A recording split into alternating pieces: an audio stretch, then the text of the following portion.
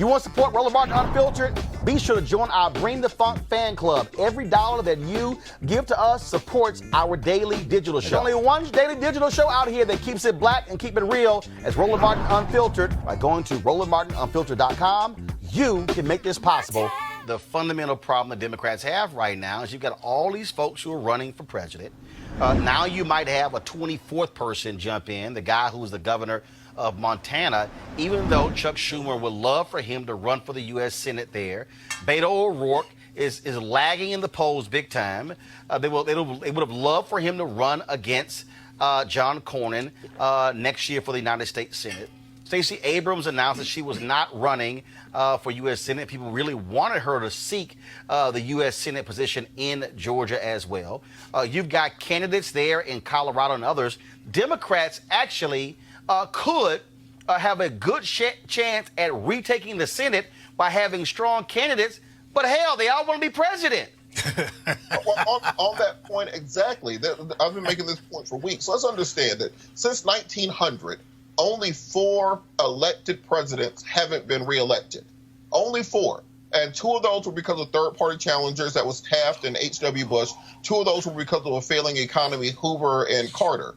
But so the real meat is going to happen in the Senate. Democrats really could retake the Senate, but instead of having 30 people running for president, let's get people challenging every single one of these Senate seats. Let's get people fighting and fundraising and organizing statewide. A state like Georgia, where I'm from, where Stacey Abrams isn't running for president, are running for United States Senator, we have about 500,000 unregistered African Americans in the state.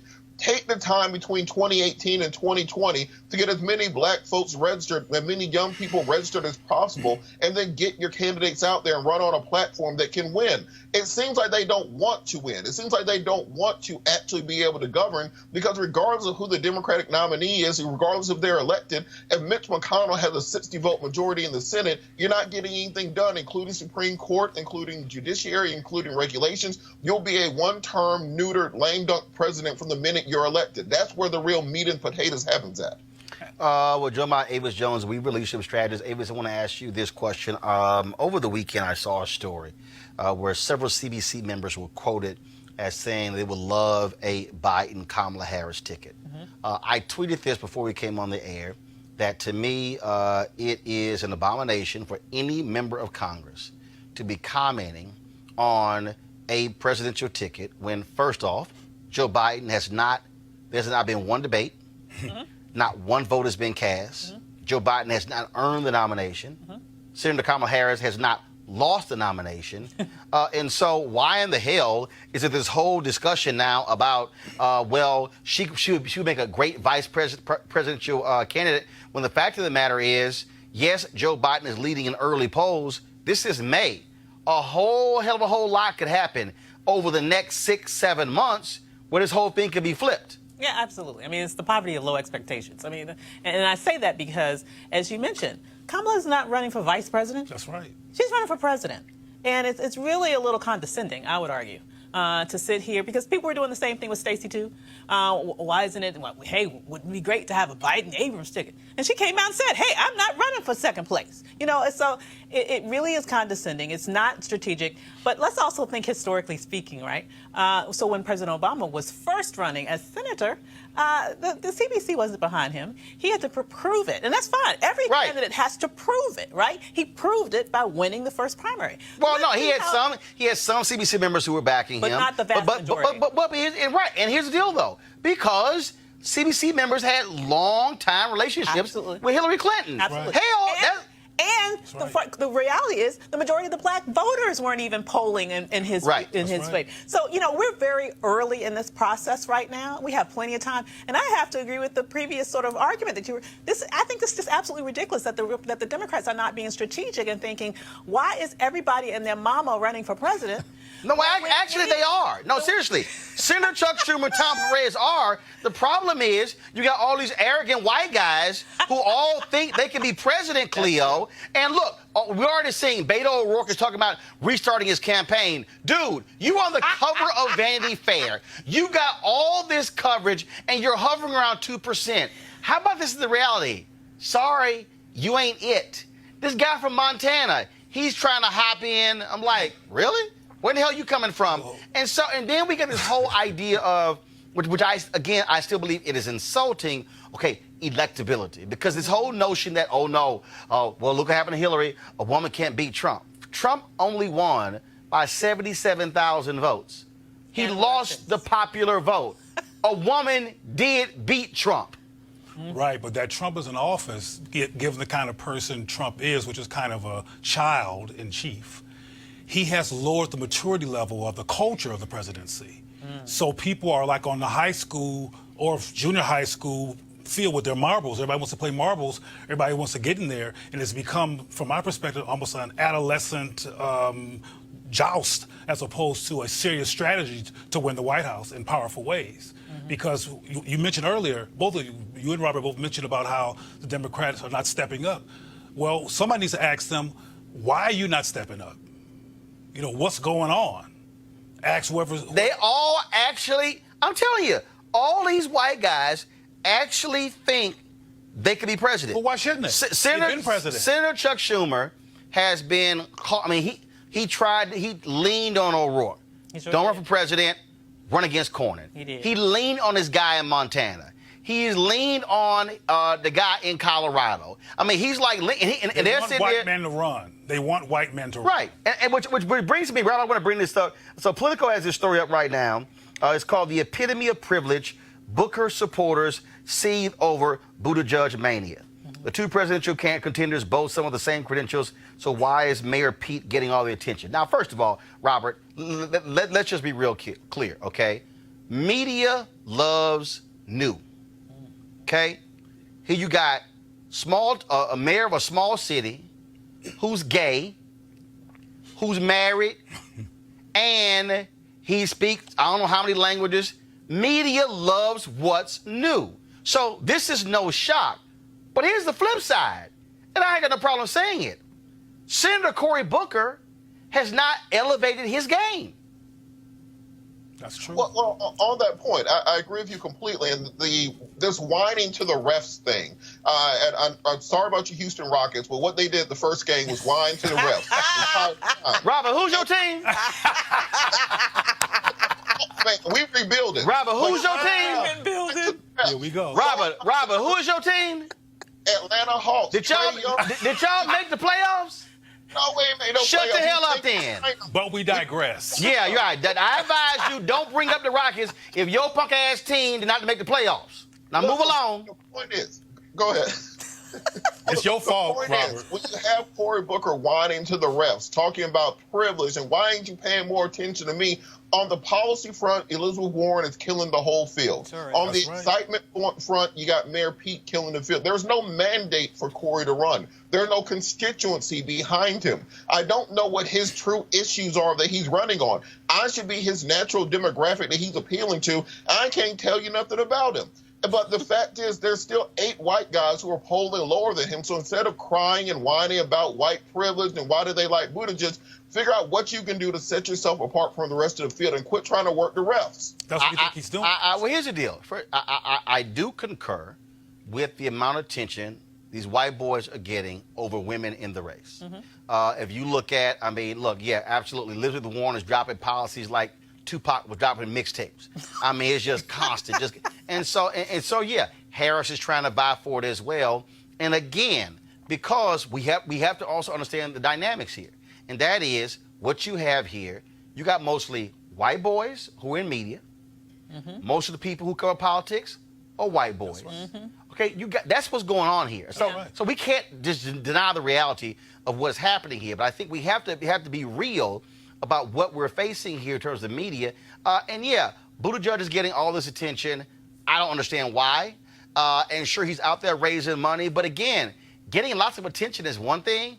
Beto O'Rourke got tons of attention. The question, though, is what are you saying or doing that's going to resonate? Are you building infrastructure? Are you on the ground? See, here's my deal. Attention is one thing, but are you methodically building your support in South Carolina? Are you building it in California, in Nevada, in Florida? So let's say, because I'm telling you right now, if I'm Cory Booker or Kamala Harris or Julian Castro, I don't give a damn about Iowa and New Hampshire.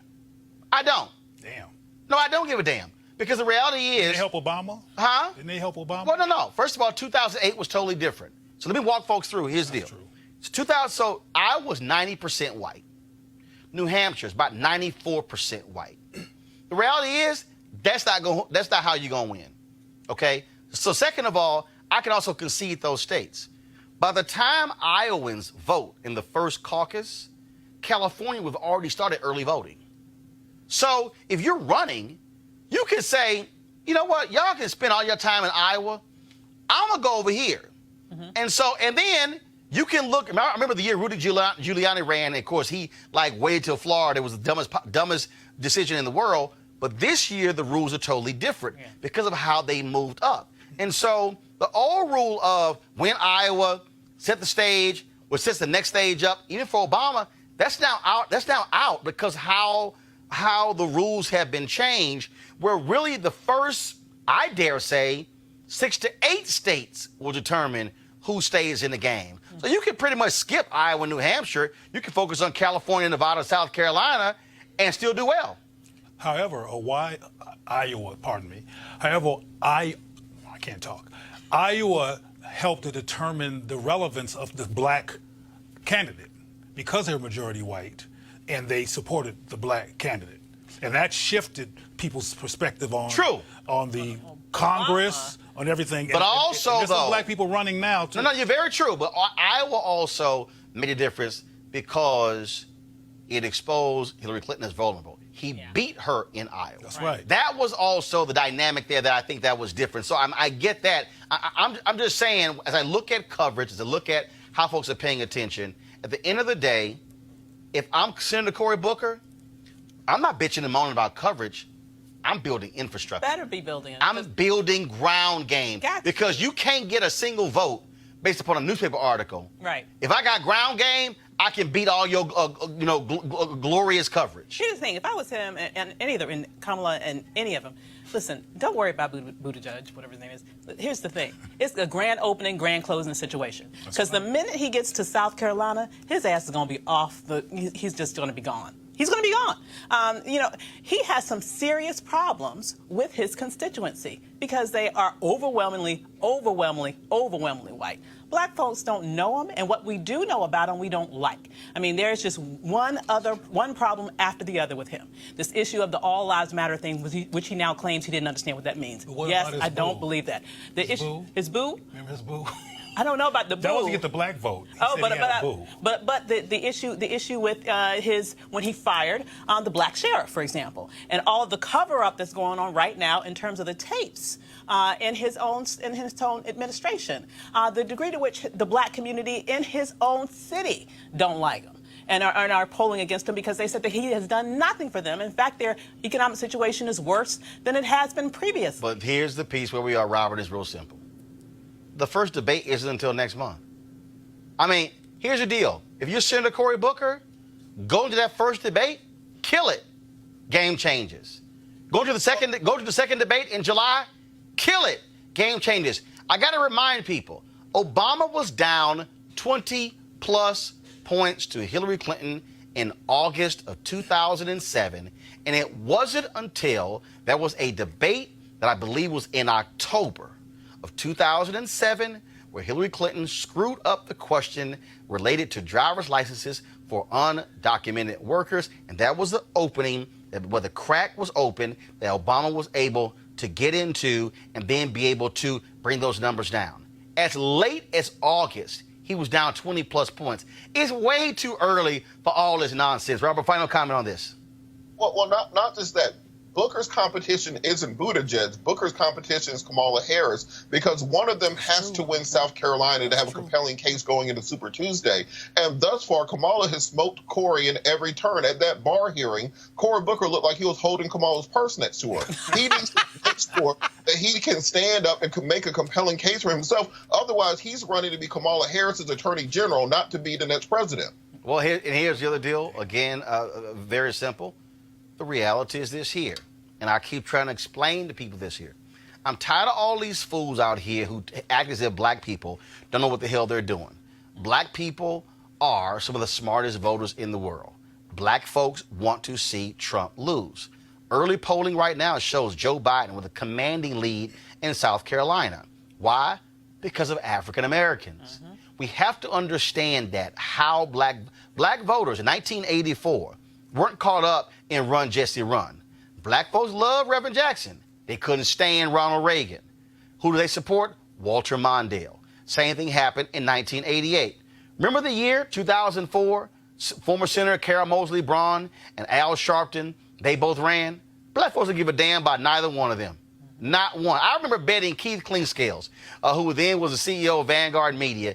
Keith just swore to me, we bet a steak dinner, that he said, man, Sharpton's going to win South Carolina. I said, Al Sharpton won't even come in third place in South Carolina. And he didn't, because black voters were concerned about beating then President George W. Bush. And so I don't understand why folks don't understand where black voters are. And so Joe Biden right now is polling very well. The bottom line, though, is we'll see what happens with him, with Senator Sanders, with Elizabeth Warren. But again, to everybody who's watching, I want y'all to understand, ain't nobody casting a vote for at least 7 months. Okay? And so all this crap, y'all don't get all excited about, oh, this early poll, this don't mean nothing. Because until you have debates and then they begin to go head to head, then you're going to see the real thing happen. So we'll let y'all know what's going on. All right, folks, back to our Roland Martin Unfiltered video in just one moment. All right, folks, inviting you to come out swinging and join me for a day of golf at the University for Parents Golf Tournament on Saturday, June 22nd in Southwest Atlanta's Wolf Creek Golf Course. It's a golf tournament with a purpose, a fundraiser for the University for Parents, a program designed to empower parent learners through education, inspiration, and support. This is all tied to Susan Taylor's mentoring program, National Cares Mentoring Program. Now, when you empower the parents, you also empower the children as well. The location of the tournament is 3000 Union Road, and the shotgun start time is 9 a.m. To register, go to www.u4parents.org. The letter U for parents.org. Hey guys, tomorrow, do me a favor when you do this here, put the website at the bottom of the screen here. It's a little small on that flyer. For more information, call 770-316-3487, 770-316-3487. And I certainly hope to see you there. Now back to your Roland Martin Unfiltered video.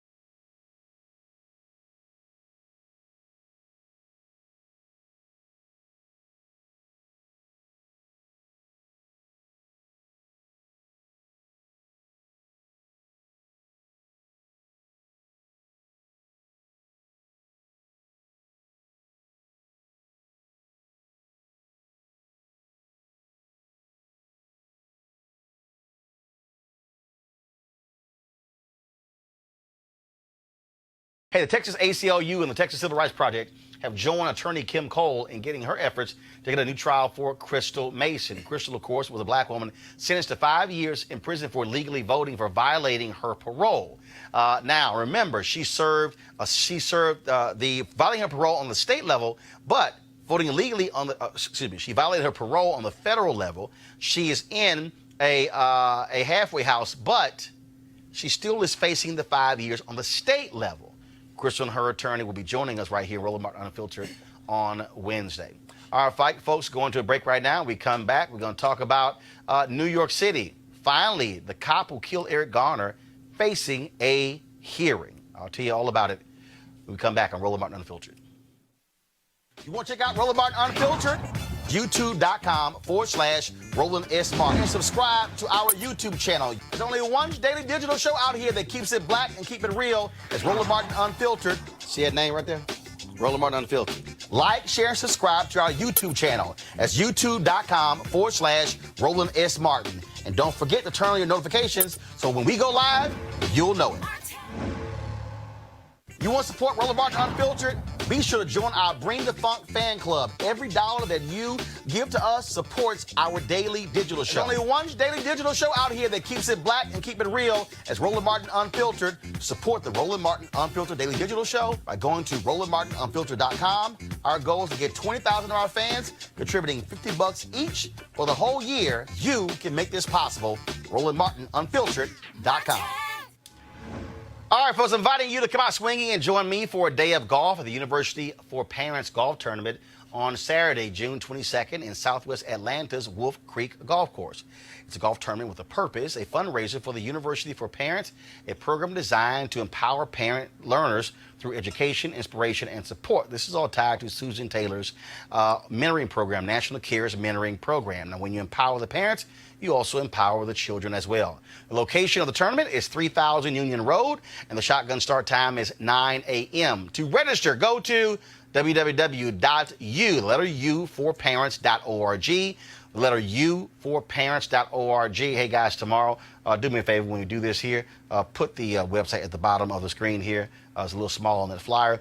For more information, call 770-316-3487, 770-316-3487.